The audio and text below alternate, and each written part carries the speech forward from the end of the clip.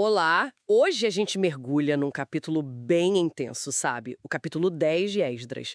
A cena que abre é, assim, impactante. Esdras está lá, orando, chorando muito, caído no chão, bem na frente da casa de Deus. Exato. E não está sozinho. Tem uma multidão enorme de israelitas com ele, homens, mulheres, crianças, todo mundo chorando amargamente. Uma angústia coletiva mesmo. E para entender essa cena, é bom lembrar o contexto, né? É o pós-exílio.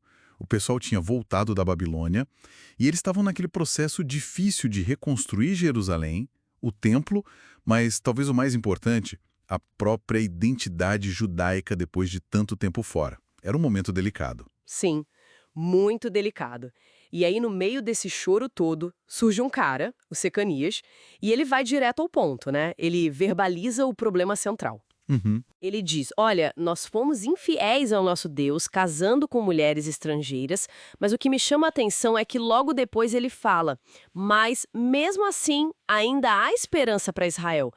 Como pode, depois de admitir algo tão sério. Pois é, essa esperança que os Quenias apresenta é, na verdade, uma proposta bem drástica. Ele sugere fazer um pacto, um acordo solene ali. E o acordo era para quê? Para mandar embora todas essas mulheres estrangeiras e os filhos que nasceram dessas uniões. Nossa, Pesado, né? Ele justifica isso dizendo que é o que a lei mandava, ou pelo menos a interpretação da lei naquele momento, e o que os líderes religiosos aconselhavam. A ideia era manter a pureza da comunidade nesse recomeço. E ele meio que joga a bola pro Esdras, né? Diz, levanta aí, porque esse negócio é com você. Tem que ter coragem e agir. Uma pressão enorme sobre Esdras. E parece que Esdras aceita essa liderança, essa responsabilidade. O texto diz que ele imediatamente faz os líderes sacerdotes, levitas e todo o povo ali jurarem que iam seguir essa proposta radical. Mas a angústia dele não passa, né? Ele continua de luto. Se retira, jejua, não come, não bebe água. Sofrendo mesmo pela infidelidade do povo. O peso era enorme. E a partir desse juramento, as coisas começam a andar bem rápido. Sai uma proclamação, tipo um edital, convocando todos que voltaram do exílio para se reunirem em Jerusalém. E o prazo era curtíssimo. 3 dias. Só 3 dias. Só 3 dias. E com uma ameaça séria. Quem não aparecesse ia ter os bens confiscados e seria expulso da comunidade. Uau! Ou seja, a pressão social e religiosa para todo mundo comparecer e provavelmente concordar era gigantesca, não tinha muita escolha, né? Dá para imaginar a cena dessa assembleia. O povo todo reunido na praça, debaixo de chuva. O texto até fala que eles tremiam. Sim, tremiam por causa do assunto pesado e por causa do temporal mesmo, um cenário bem sombrio. Aí Esdras se levanta e confronta todo mundo diretamente. Diz: vocês transgrediram, casaram com mulheres estrangeiras e aumentaram ainda mais o pecado de Israel. E a exigência é clara: confessem o pecado ao Senhor e se afastem, se separem dessas mulheres estrangeiras. Direto e reto. E a resposta da multidão, pelo menos inicialmente, é de concordância total. Eles gritam algo como, sim, é isso mesmo, vamos fazer o que você disse. Ah, então eles concordaram de cara. Concordaram com a ideia geral. Mas aí vem a parte prática, né? O povo pondera. Olha, é muita gente envolvida, tá chovendo pra caramba, não dá pra resolver isso aqui agora, neste momento.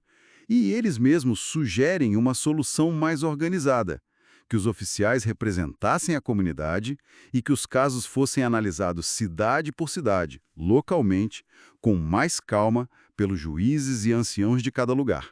Ah, entendi. Uma abordagem mais processual. Exatamente. Mas é interessante que o texto menciona que houve uma pequena oposição a essa forma de organizar. 4 homens, Jonatas, Jazeias, Mesulão e Sabetai, se opuseram. É uma nota de rodapé quase, mas mostra que talvez a decisão não foi 100% unânime internamente, né? Faz sentido, mas no fim das contas, essa proposta de organizar localmente foi a que prevaleceu, né? Foi. A Assembleia aceitou. E aí Esdras entra em ação de novo. Ele seleciona líderes de famílias, um por um, pelo nome, para formar uma comissão e investigar todos os casos. Então vira um processo bem formal, metódico. Isso. Eles começam essa investigação no 10º mês e só vão terminar 3 meses depois, lá no 1º mês do ano seguinte. Levou um tempo para apurar tudo. Imagino. E como termina o capítulo? Termina de um jeito bem factual, mas muito forte. com uma lista de nomes. Uma lista. Sim, uma lista detalhada dos homens que tinham se casado com mulheres estrangeiras. E não é qualquer lista. Inclui sacerdotes, e o texto detalha que eles tiveram que jurar e oferecer um carneiro como oferta pela culpa, um ritual específico para esse tipo de transgressão. Inclui também levitas, cantores do templo, porteiros e outros israelitas comuns. A lista é longa, mostra que o problema era bem espalhado na comunidade, na visão deles. E qual o impacto dessa lista? Ela serve como uma evidência da extensão do problema e da seriedade com que a decisão foi cumprida. E a frase final do capítulo é muito direta, quase brutal. Todos estes tinham tomado mulheres estrangeiras e alguns deles tinham mulheres de quem tiveram filhos. Nossa! Isso não deixa dúvida sobre o custo humano, né? Famílias sendo separadas, filhos. Exatamente. O texto não esconde o drama familiar envolvido. O capítulo não descreve a separação acontecendo, mas fica implícito que o pacto foi cumprido, né? Que essas famílias foram, de fato, desfeitas. Fica implícito que sim. Foi visto como um ato doloroso, mas necessário para a purificação da comunidade, para reafirmar a identidade e a aliança com Deus naquele momento crítico de reconstrução. É uma história muito dura. Muito dura. E nos deixa com uma questão para pensar, né? Uma questão que ecoa até hoje, eu acho. Em situações onde a identidade coletiva ou a obediência a preceitos religiosos entra em conflito direto com laços pessoais, com a família, com o afeto, como é que uma comunidade ou mesmo um indivíduo navega por decisões tão difíceis assim? E quais são as consequências, as marcas que essas escolhas deixam a curto e a longo prazo?